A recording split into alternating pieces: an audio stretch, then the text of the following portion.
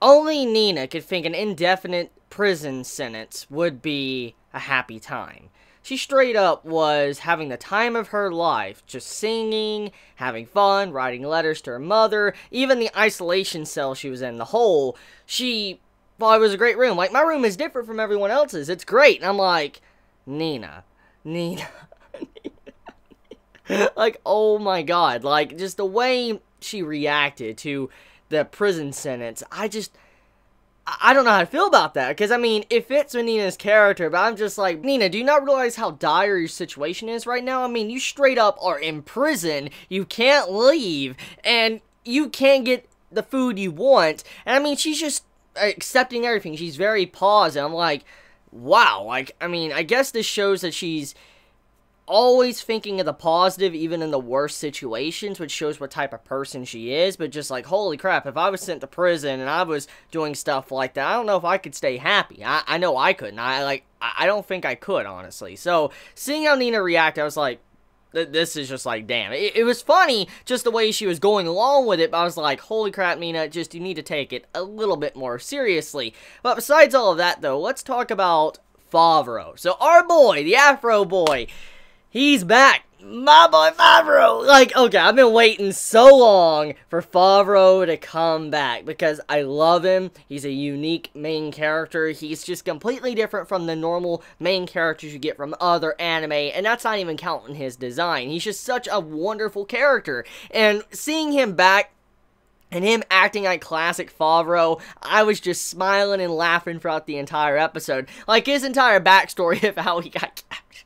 The man says, like, I was rushed by 100 royal soldiers. Then we have a flashback to what really happened. This man, drunk, just drunk, so drunk, he just falls over and all that, and he just dragged out of the bar and arrested. I'm like, bro, like, yo, like, Favaro. Like, this man is always doing shit like that. He hasn't changed. I'm really glad. I mean, you can see how his appearance has changed, and he has matured in terms of body, physical way, but overall mental state, he's still the same Favaro we all know and love, so I'm kind of happy about that.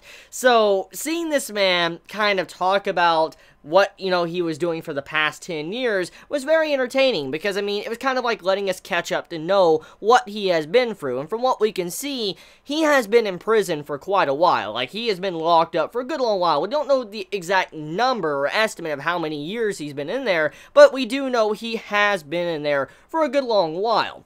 And this man, just the way he actually was teaching Nina as well, that was actually very nice. That was a really sweet part of the episode. It reminded me of some of the episodes from the earlier days of Season 1 of Shingeki no Bahamut, and kind of how I got into the series, and seeing how he was kind of, you know, trying to train Nina in his own way, Favaro way, but at the same time, at first, he just didn't want to do it, and he was trying to run away. That was just hilarious. And like I said, this was that type of episode to kind of bring back the nostalgia from the original. If you loved Season 1, this is definitely going to be probably one of your favorite episodes of the series, just because of Favaro being in it. So we finally have our explanation to why Nina didn't react to Favaro. Why didn't she turn into a dragon? And that reason is Favaro's afro. So, one of the most defining traits about the character, which is Favaro's afro, is the reason why Nina doesn't blush or turn into dragon mode. Is because of his hairstyle. And I found it funny how this man had his hair down for a quick sec, like when he was bathing, and then all of a sudden Nina saw him, and then she turned into a dragon because of embarrassment. So basically, she doesn't like the way he looks in his afro state, but if his hair was straight and all that and down, she's fine with that. And I'm like, bro, like, it's funny, because, like, the way Favaro didn't have her coming after him, like, you know, just falling in love with him on first sight because of his afro, that's just something I've been dying to see. Even though I knew that probably was going to happen, I've been dying to see that just because of how hilarious that would be, because of just finding out her reason why she doesn't blush or anything for Favaro. So yeah, it's his hairstyle. Just like, yeah, I wonder how she'd think about Favaro's new hairstyle, you know, his, like, pirate haircut. Like, oh my god, like, that man, he looks like a pirate. Like, the man's hair's growing out, he's got a beard. Like, the man's a pirate.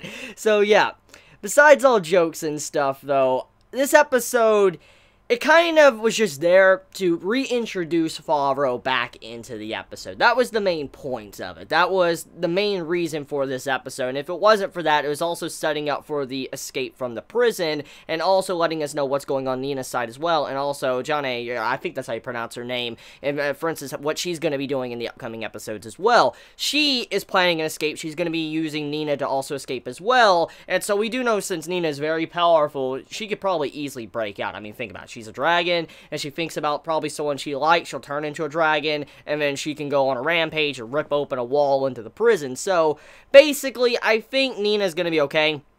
Everything's gonna be okay, but besides that, also, we gotta factor in that Rita is coming in, too. She was just floating in. So, yeah, FYI, if you did not see the end of the episode part, like, there's a scene after the end of the, you know, episode, like, with the credits and stuff. So, if you did not see that scene, I really recommend you to go watch that, because it's actually important, because it sets up for next week's episode. Rita comes flying in and all that. She's coming to save, you know, Kaiser, Favaro, and also Nina, and I'm really excited to see her kind of have a little bit more of the spotlight in the upcoming episodes, because Rita's a cool character. She's been in the recent episodes, yes, but I would like her to have more focus. I would like to see her develop a little bit more. I mean, we already are starting to get some development for other side characters, like let's look at, for instance, Bacchus. I'm liking how this season is focusing on these characters and allowing us to see them develop, and so I hope that Rita gets her own episode as well. We get to see her go through changes of what she wants to do, and also how she's changed over the past 10 years. I mean, we've seen glimpses of it, but I would like to see more. So yeah, that's about it when it comes to this episode. Wonderful episode, loved it, had fun. I think I can speak for everyone when I say this is probably one of the best episodes of Shingeki no Bahamut Virgin Soul. So you all have a wonderful day, or night, wherever you live. Please be safe. Chibi out.